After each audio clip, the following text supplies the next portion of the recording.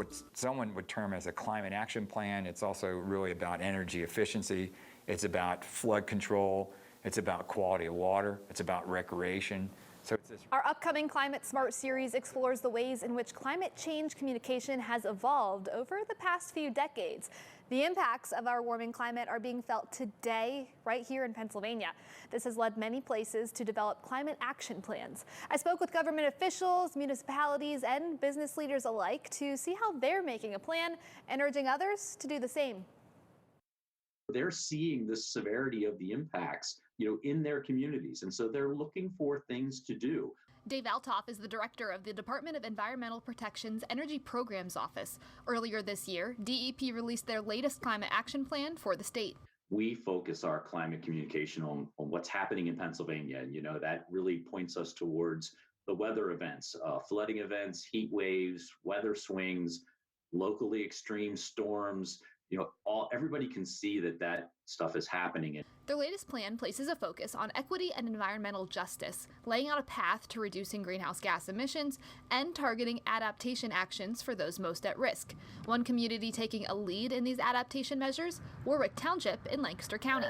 This is not going to happen overnight. It's small, incremental steps that you take, but it does take consistency of messaging to the public that this is important. We should be doing this. What started as a call from community members to clean the water in Lititz Run in the mid-90s turned into restored floodplains, trees planted, and the removal of dams. That alone, just the removal of all those dams, they were low-flow dams, allowed for, or eliminated the backup of water and causing major flooding. Residents have noticed the decrease in major flooding, but the township's plan is not just to adapt to climate change. It also includes reducing their impact and greenhouse gas emissions. And looked at how could we reduce the energy consumption. Now that right away, sustainability a lot of times is also about being cost effective. So it goes hand in hand, and everybody likes to save money. In a 2009-2010 carbon audit, the township reported a decrease in carbon emissions in 1 year by over 2,000 tons or 12%. Zimmerman says this is something they have continued to reduce. Creating a local climate action plan, it's just one program that DEP offers to help reduce emissions. Another strategy the department endorses, switching to solar. It's 1,698 panels, so it's quite a few.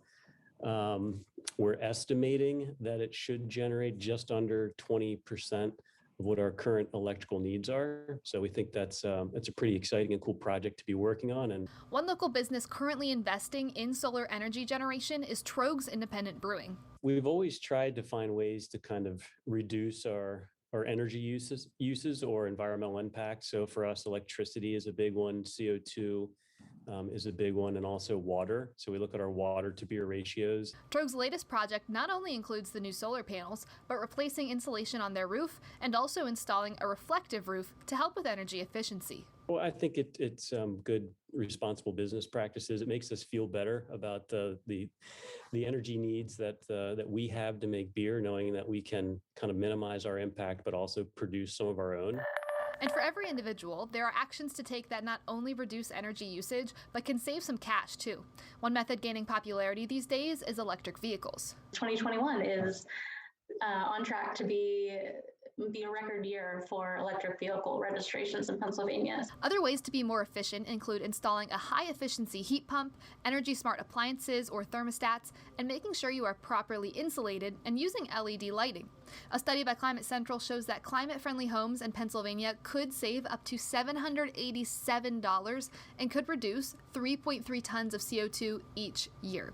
Folks pick and choose the things that make sense for them, the things that have benefits for them, such that they are maybe modernizing their infrastructure, they are saving money, and it also has the co-benefit of reducing emissions and fighting climate change. A positive outcome for both the environment and your pocketbook.